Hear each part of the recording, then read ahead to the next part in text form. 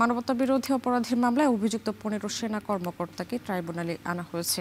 এর মধ্যে জামিন আবেদন করেছেন অভিযুক্ত সেনা কর্মকর্তারা। এ বিষয়ে আরও জানাতে আন্তর্জাতিক অপরাধ ট্রাইব্যুনাল থেকে যুক্ত হচ্ছেন তৌহিদুল তারেক। তারেক, অভিযুক্ত সেনা কর্মকর্তাদের কয়টা নাগাদ আদালতে হাজির করা হবে আর জামিন আবেদনে কি বলছেন তারা?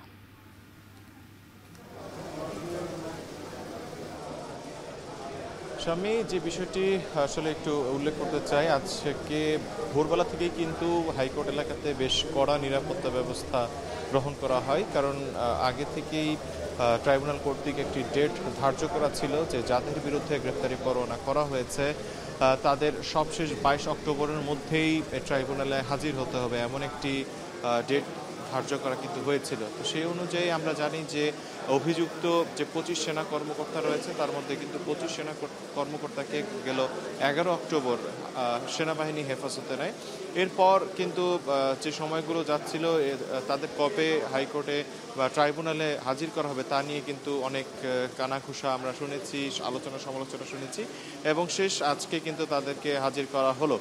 এবং যে বিষয়টি আমরা জানতে পেরেছি যে তাদের জামিন আবেদন সহ 3টি আবেদন আরও করা হয়েছে, সেই সম্পর্কে আমরা জেনে আরও বিস্তারিত পরবর্তীতে জানাতে পারবো। তবে যে প্রশ্নটি করেছেন যে কখন নাগাদ আসলে তাদের এই শুনানি শুরু হবে, আমরা জানতে পেরেছি যে সকাল 9টা নাগাদই এই শুনানি শুরু হওয়ার কথা।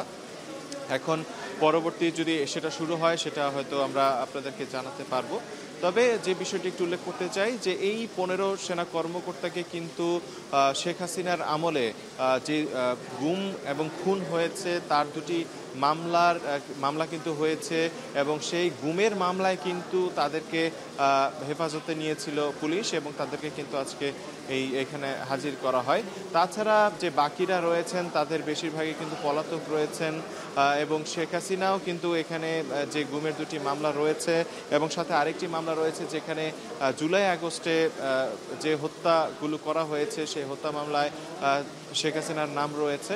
এই তিনটি মামলার ভিতরে দুটোতেই কিন্তু শেখ হাসিনার নাম রয়েছে, কিন্তু শেখ হাসিনা যেহেতু এই মুহূর্তে পলাতক রয়েছেন সে কারণে আসলে তাকে তো আর ট্রাইব্যুনালে হাজির করা যাচ্ছে না। তবে আজকের মধ্যে যাদের বিরুদ্ধে গ্রেপ্তারি পরোয়ানা জারি করা হয়েছিল তারা যদি উপস্থিত না হন এরপরে কিন্তু সেটা গণমাধ্যমে বিজ্ঞপ্তির মাধ্যমে তাদেরকে আত্মসমর্পণের জন্য বলা হবে আইনি প্রক্রিয়া অনুযায়ী।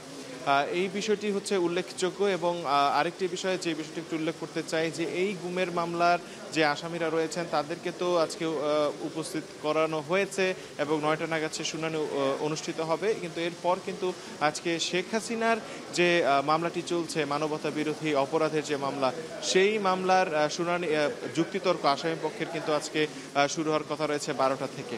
এই ছিল আমার কাছে সর্বশেষ।